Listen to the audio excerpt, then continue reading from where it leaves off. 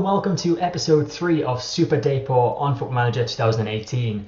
Now, since last episode, as the transfer window is closed, there's obviously not been any signings, but there has been some contract and loanee news. So we'll start with contract news, and that is our star centre-back Sydney.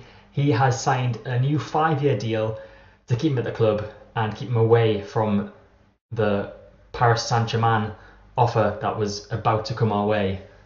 And the second bit of news regarding the loanee this time is Zakaria Bakali has returned to his parent club Valencia as he felt like he wasn't getting enough game time. And to be fair, I changed my formation so that he wouldn't be getting any game time really, and he didn't really perform very well for us when he did play. So we've not really lost out there. Since last episode, where we drew 1-1 with Leganes, we have played 3 games offline and failed to win one of them. So the first one was Atletico Madrid. We did pretty well to keep them at bay, to be honest. They didn't score their first goal until the 69th minute and then scored their second 3 minutes later and were quiet for the rest of the game. We managed to get one back in the 83rd minute with Carlos Gil, but it wasn't enough and we succumbed to a 2-1 defeat. In the next game against Malaga, we were completely obliterated. 3-0 victory for Malaga. Not a good performance from us at all, especially from Luisinho, who were brought in at left back to give him his first start of the season. He didn't impress whatsoever. And then we've just played against Espanyol, and Gerard Moreno just seems like an absolute superstar. Anytime he got a chance, he seemed like he was going to score, and he did manage to get 2 goals for Espanyol. Again, we didn't play too bad. We had quite a few shots in this one, but we just couldn't make them count. In today's episode, we are playing against Real Betis, or Real Hispalis as they're called on the game. Now, they won their last game 5-2 against Eibar, but they lost their previous 2 before that. One against Espanyol, who's the team that we got beat by in the last match. So I think there's points for the taking here if we can manage to convert those shots into goals. You can see Real Betis finished 15th last season, 10th the season before, after being promoted from the Spanish second division 3 years ago. Hopefully we can manage to pick up at least a point today, because our position in the league's not looking good, to be honest. We're second bottom. Fortunately, we're not doing as bad as Real San Sebastian. Is that Racing Santander? Maybe. I'm not sure what their real name is, but we've actually got 4 points, they've got none, so we're not doing as bad as them, but a victory would be nice to lift us out of the relegation zone. Obviously our pre-season objective is to finish mid-table, I believe. Just double check that. Yeah, they want us to finish mid-table, so obviously we're not achieving that at the minute, being second bottom, but there's still plenty of time. Incidentally, in the Spanish Cup, we've been drawn against the one and only side that we've beaten this season, Girona, in the 4th round first leg. Well, in the 4th round, obviously we'll play both legs. So that's a possible winnable game for us. But since that game against Girona, they have actually been doing a lot better than us. They've moved themselves up to 8th position with 10 points. So it could be a completely different game when we play them in the Cup. Now for the match tactics. So I've reverted back to my original idea, which was a 3-1-4-2 with a defensive midfielder. I feel like I might have gave up on that a bit soon, and the other formations I've been trying in the other matches just haven't been working. I've tried a 4-4-2, I think mainly a 4-4-2 actually, against all 3 sides that beat us in the 3 games offline. So we're going back to this formation, and we've got a few team instructions: shorter passing, play wider and lower tempo. I've noticed that we do tend to give possession away a lot, and I'm wondering whether that's because we're rushing around with it. So if we just slow the tempo down, that gives them a bit more time to find the pass and not give the ball away. Now looking at the lineup, we have Ruben in goal, Sydney and Shaw, who were our starting centre-backs in the previous formation, and Albentosa in centre-back. Guillem is our segundo volante, Pinchy at right midfield, Crondelli at left midfield, Borges and Mosquera in the middle, and Vala and Lucas up front. Everyone's looking in good fitness, good match sharpness. Florinandone is returning to fitness. He got 45 minutes in the game against Espanyol, but he still technically injured. He hadn't fully returned to full training. He has now, so perhaps he could make a bit of an impact off the bench. Also on the bench, we have this guy, Bicho. I signed him up from our B team, he put in a good performance in a few of the B team's games, and he looked pretty decent. And also his name sounds a bit like Pinchy, and he can play on the opposite side to Pinchy. So Pinchy and Bicho on the right and left would have been a great combination, but not in this game yet. In terms of mentality and team shape, we're going to start off with a standard mentality and a flexible team shape and see how the game goes. The team talk, we are going to passionately say it's a great opportunity to show all the critics that they're wrong. Go and show them what they're made of. No one reacted to that, and no one reacts to the assistants' team talk either. That's just brilliant, that is. So we get the game underway. I doubt we're going to have a chance in the opening seconds of the game. No, we're not.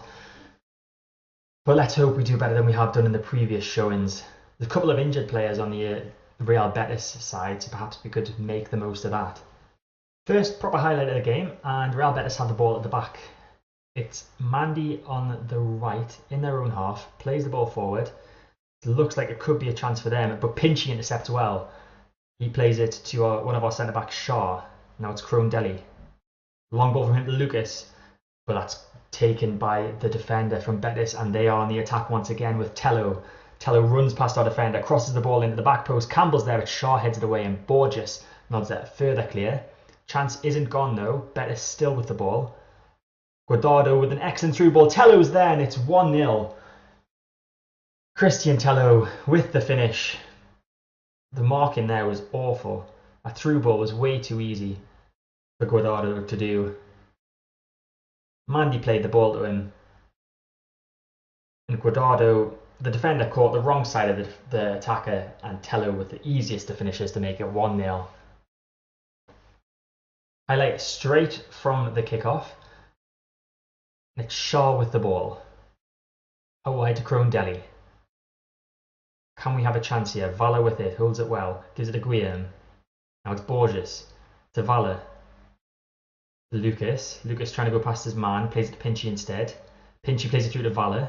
We're on the edge of the box now, Valla to Guillaume. Guillaume shoots, and it's saved by the goalkeeper. That would have been an excellent finish, a brilliant team move, and we need more of that, please. Just with the end result, preferably. Lucas with the ball in, Sydney's there, but it's headed away by the first man. And Lucas plays it back to Borges on the edge of the box. Now it's Guillaume. Has another shot, I think, and that was deflected, and the chance is gone. And we have another striker injured. Lucas has picked up a potential head injury. I guess that's not too severe. So that means Andone's going to be introduced a bit earlier than I would have liked, but just the way it's got to go. We'll play him as the defensive forward. So Borja Valla is the complete forward, and get back into the game. It's almost half time. Probably not going to be any more chances in this half. So that is half time. 1-0 to Real Betis. Pretty even game. We've managed to claw back some of the possession. We've had 6 shots to their 7, 2 on target to their 1. We've not played too bad, to be honest. We just need to try and convert our chances into goals. That seems to be our problem throughout the season so far. Although my assistant Wolfgang Rolf thinks the performance was disappointing, so I'll go with him because I don't want to confuse the team or anything. So I'll certainly say I want to see a much better show in the second half. Seems to motivate quite a few of the lads. Have we got any options on the bench to bring on? Or is that a bit early? Shall we see if the motivated feeling makes them get a goal in the second half? I think we should.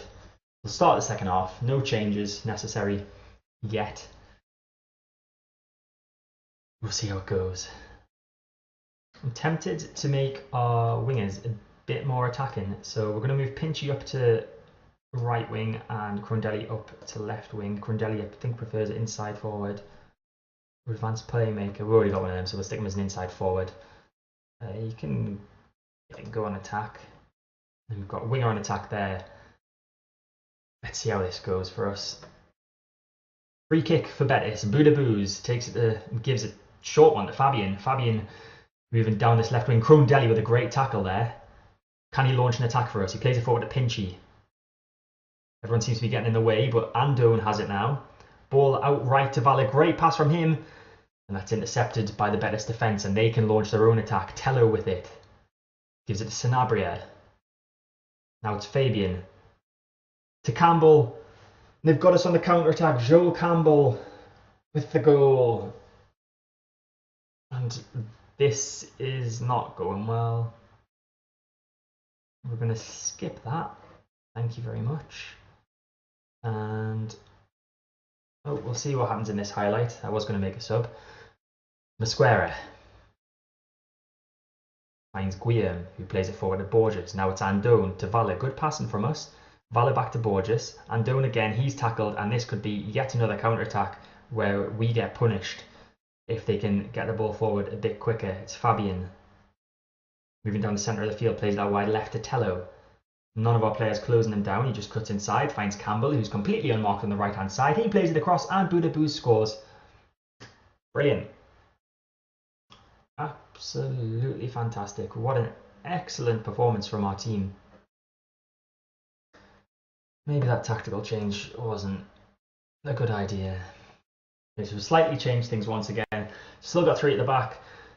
Bichu has come on for Michael Crone-Deli. Cholak has come on for Borja Valle. He's been moved to attract Bautista at attacking centre midfield, and Andone is now our sole striker up front. I'm going to get rid of retained possession. Get rid of lower tempo. Very balanced actually. We'll keep lower tempo. And we'll mix the passing up a bit. Another free kick. Boudabou's. Tello now. Guardado with a shot, and that's over the bar. 4-0 with Boudabou's. Another chance for Betis. Campbell's there. He gets their 4th. What a player. What a team. We're so rubbish. It's early days, but I can sense an Everton-style November sacking for me.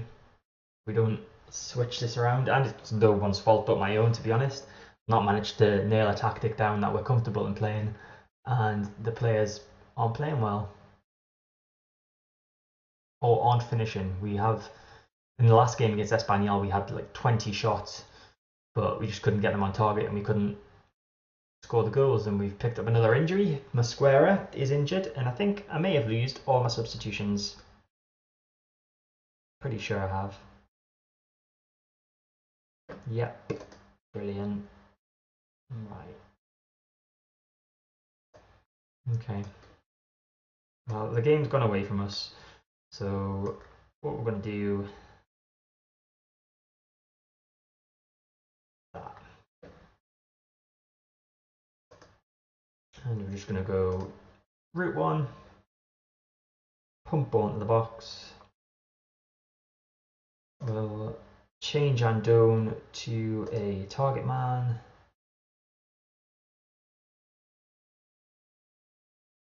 And we'll just play boring football. Farhan with the ball in his own half to Campbell, who's on a hat-trick now. Farhan gets the ball back from Guardado. Emery Cholak with an excellent tackle. Can we get a consolation goal? It's Cholak moving forward, crosses it to Andone. Andone shoots and Andone scores. We've managed to get one. Maybe boring Route 1 football is the way to go with this team. I'm going to try that next match. We'll play Andone as a target man next match and just pump the ball forward. Bicho with a throw in, less than a minute to go. Gives it to Shah. Probably not going to get a chance from this, especially considering we are moving backwards with the ball. Shah with a long ball forward to Andone. He nods that down, hoping for someone to get on the end of it, but there's nobody next to him. And Betis run away with the ball. Come away with the ball. They don't run away with the ball. They're probably running. I can't really tell. Or just circles on a pitch. Pinchy with an excellent tackle. Is this probably the last action of the game? Maybe? There's the full-time whistle. Well, I don't really have anything to say about that, to be honest. Andone, well done for getting a goal, but everyone else, not good enough. 4-1 defeat. Time to get aggressive again. Seem to be doing this in all of my team talks so far. Bicho looks stressed. Bless him. We'll see if the assistant can fix that. No, we can't. Oh well. What a shame. Players are fired up and the atmosphere amongst the squad is apparently growing. Is that atmosphere a negative one? Because they don't seem to be motivated to me when they're playing. Let's see what the fans are saying. We were shocking today, absolute disgrace of the result. I agree, Jose. Just got back from the match. Wish I'd stayed at home. I wish I had as well, even though I'm technically home. But You get what I mean. So Mosquera is going to be out for 4 to 7 weeks with a twisted ankle. Lucas is out for 2 to 3 weeks with a concussion. And Kelso Borges has a bruised head and is going to be out for 5 to 9 days. Unfortunately, our next match isn't for another 14 days, so he should be back by then. That's now 5 matches in a row without a victory in the league this season. We are up to the 30th of September. Let's hope October's a bit better than September was, because that was absolutely Kieran Dyer. I've got to try and cheer myself up somehow. Awful jokes. So looking ahead to the next episode, we will come back for the first game of November. Technically this match is in September, but I think it was originally meant to be played in October, so this works as technically the first game of October. Just running with our whole playing the first game of each month thing that we've got going on. So the Vigo game on the 5th of November will be the next episode. They're currently 10th.